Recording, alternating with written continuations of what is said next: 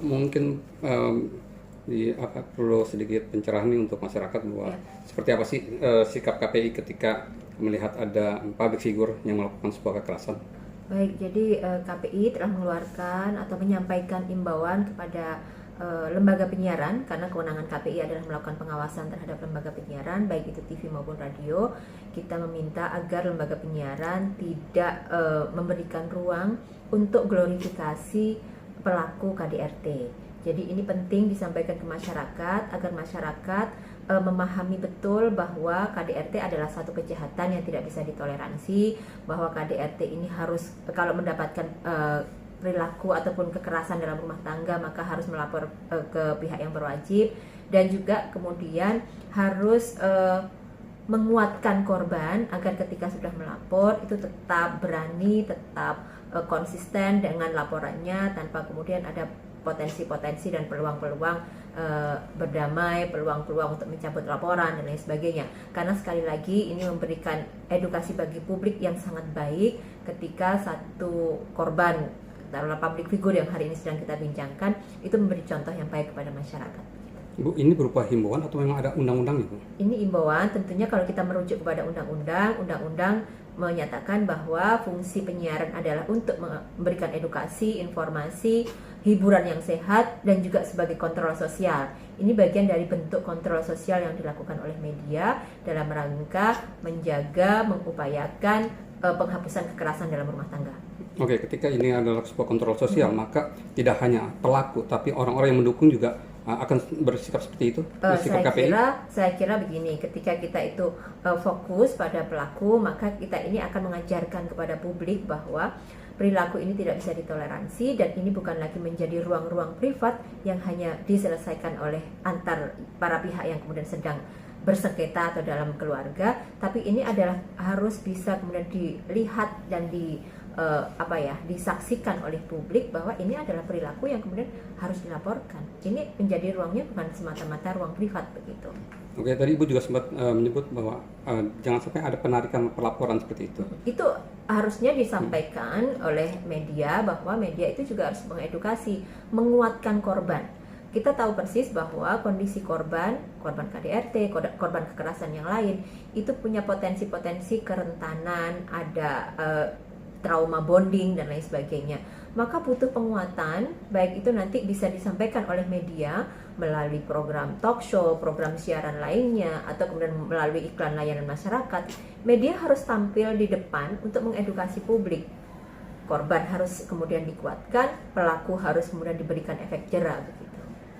Bu, kalau misalnya dari apa yang kasus yang sekarang bergulir, ketika korban mencabut laporan, apakah itu bisa dikatakan bahwa korban mentolerir pelaku itu? Tentu kalau proses itu sepenuhnya kemudian kita serahkan kepada pihak yang berwajib. Jadi KPI tentunya ini menghimbau kepada ranah yang kemudian diawasi KPI, yakni televisi dan radio.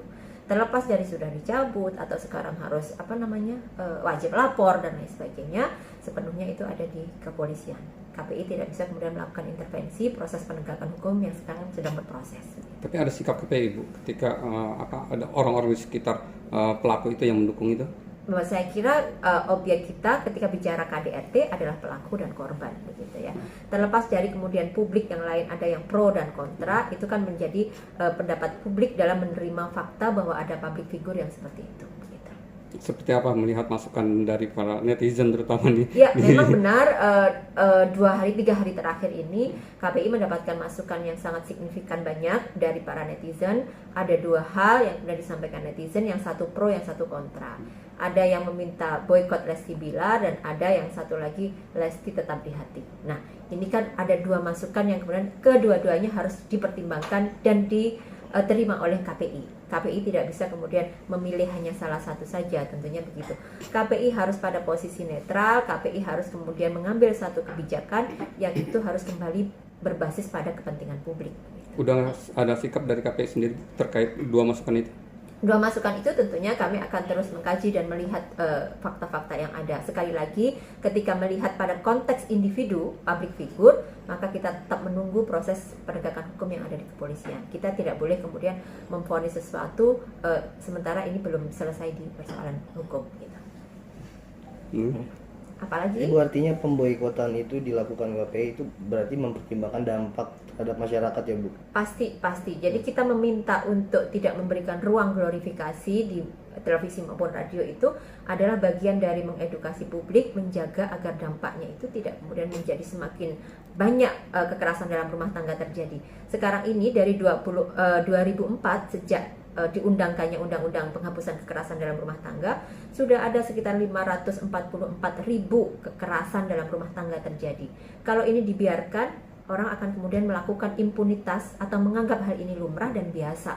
Maka dari itu, kita bersama harus kemudian bergandeng tangan bahwa KDRT ini harus kemudian dihapus secara bersama-sama dan harus kita berikan efek jerah kepada pelaku KDRT. Oke, terakhir mungkin ada yang disampaikan untuk masyarakat terutama public figure ketika terjadinya hal dari contoh kasus ini? Ya, dalam kasus ini berangkat dari peristiwa ini meminta kepada para penampil televisi maupun radio, public figure, talent yang kemudian notabene tampil di radio dan televisi untuk kemudian lebih berhati-hati, untuk kemudian lebih bisa mempertanggungjawabkan kefigurannya. Karena apa? Karena di pundak public figure ini kemudian ada beban harapan publik, karena mereka akan diminta oleh publik untuk jadi contoh yang baik, maka berikan contoh yang baik, baik itu di layar kaca maupun di luar layar kaca gitu.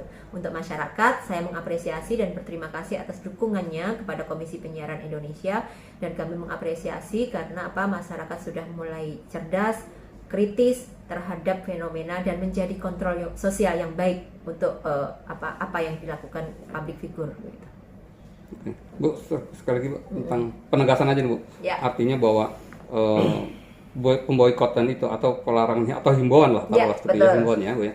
Himbauan itu hanya untuk kasus pelaku ya Bu ya, pelaku KDRT ya. Jadi kalau imbauan ini, kalau kita flashback ke beberapa waktu yang lalu, KPI pernah menyampaikan imbauan kepada lembaga penyiaran berkaitan dengan untuk tidak mengglorifikasi pelaku kekerasan seksual. Itu sudah pernah terjadi begitu ya. Dan ini kemudian karena ada momentum public figure yang kebetulan ada persoalan dalam rumah tangga, maka KPI segera menegaskan kepada seluruh lembaga penyiaran agar lembaga penyiaran berhati-hati memilih talent, pembawa program, pengisi program dan lain sebagainya, ataupun bahkan di materi programnya. Jangan sampai mengeksploitasi ataupun menampilkan KDRT, mengglorifikasi KDRT sebagai sebuah kejahatan yang biasa-biasa saja dan bisa ditoleransi begitu.